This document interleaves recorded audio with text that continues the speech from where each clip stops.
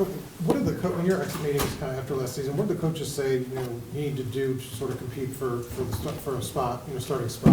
What did they want to see from you? I don't think he really told me to compete. I think he was just telling me to, just try to grow and become the best back I can going into this next season.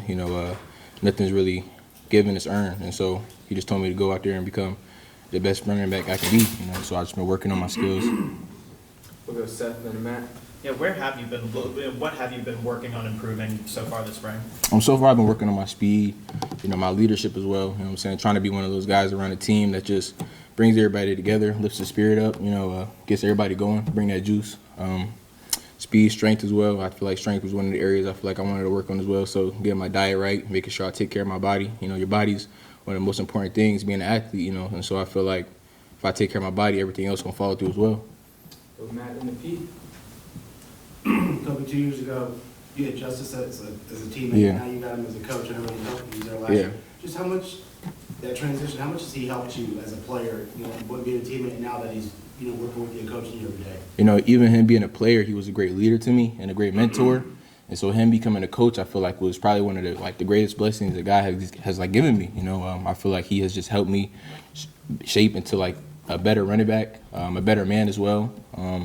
It definitely helps me and encourages me to follow the Lord. He's a very firm believer in Jesus Christ. And so I feel like that's one of the things I can learn from him as well, just following the Lord. But him just being a mentor in the running back room is it's been a blessing for sure. I feel like he makes sure I'm growing into the man I want to be. He helps me with my leadership skills. He helps me off the field as well, just anything, any problems, he lets me talk to him. And so I feel like it's been a great addition to the room.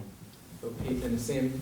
Yeah, Khobie, IU has thrived with a running back rotation. Yeah. And I'm sure that's going to happen again. Yeah. How does that help in terms of keeping fresh and maybe extra motivated to make the most of your time? I think that's really well I think it's really good for the running backs because it gives us time to kind of, like you said, refresh our legs and come up off of our dead legs, from running. But it also helps us just to go and encourage our other teammates to go out there and work hard as well. Last year with Roman and KB rotating and everything, it was never no bad blood between everybody. It was really just, all right, bro, it's your turn now, step up, let's do it. We try to win, we try to be great. And so if we need multiple running backs to do that, then that's what we need. So. Go Sam, then Eli. With Josh Hoover coming into the room on offense, Yes, sir. has he taken a leadership role as a new guy? Yes, sir. And what are some of the differences between him and some of the leaders from last year? Okay, that's a really good question. I feel like Josh, he's so far as he's came in, he's really adapted to just the culture that IU has. He definitely helps shape brotherhood within the locker room. I feel like he's a great guy, a great leader, just in general.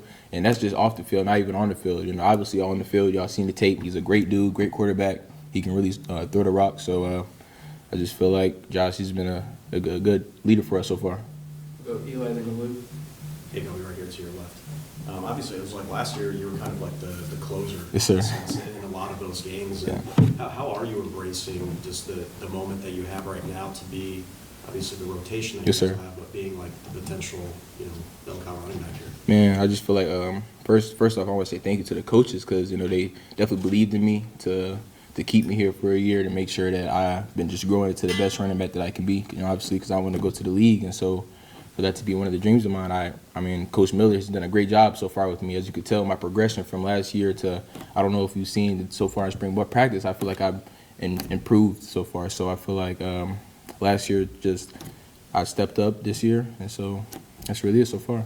Go Lou, then Mike S. Over this way. On those same lines, I mean, you just came off a period of such an exciting high to win the national title. Yeah. And then you're quickly back on the field. Yeah, immediately. Does it feel fast? And also, do you have any thoughts in your mind, like, now it's my turn? Yes, sir. A little bit. Yes, sir. Like I was saying, I definitely feel like this year my coaches, they wanted me to step up, and even for myself too, I wanted to step up and become a better leader. And so I think that this is the year that I go out there and I show everybody what I really can do. And so I'm very grateful that the coaches have been giving me the opportunity to be in the rotation, obviously, and just do what I could do. We'll go Mike S. and Zach.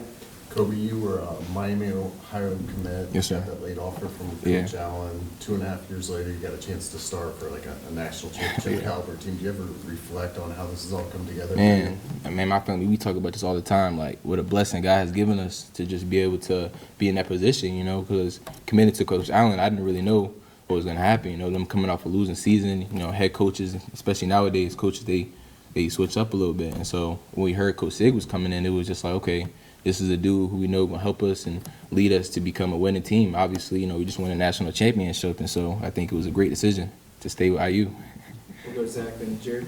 Kind of off of that, do you remember your first conversation or interaction with Coach Sig when he got here? Yeah, I do. I don't even think it was when he got here. I think when he had came up to my school after Allen had became the new head, left and went to Penn State. I think that Coach Sig, he had brought the defensive line coach with him, and he was just looking at me up and down. He was just evaluating me, you know. So I already knew from then on it was serious with him, and so, yeah. We'll go Jared, then close to Josh. Similar question there. Being the in-state kid, like, what do you remember of this program growing up? And then did you ever believe it could turn into what it is now? Man, thinking about Indiana growing up, I think everybody would think it's a basketball school, you know. I'm gonna be real. Growing up, I was a basketball player. I used to play basketball all the time. So anytime anybody said anything about the Hoosiers, I'm thinking they're talking about basketball. And so once they had that nice playoff run, when was it, like 21, something like that? When they ever had the nice playoff run, it was like, wow, the school can actually do something. And so Coach Sig came in, and obviously we did something. So. Last one, John. You talked about how you're a little bit different now in spring Yeah. ball. Is there any benchmark that you're trying to set as spring ball wraps up? I don't really think it's a benchmark I'm trying to say. I'm just trying to become as good as I can be, you know, so that's really it. Thanks, Khobie. I'm good. Thanks, Khobie. Thanks, Khobie. Thank y'all. Have a great day.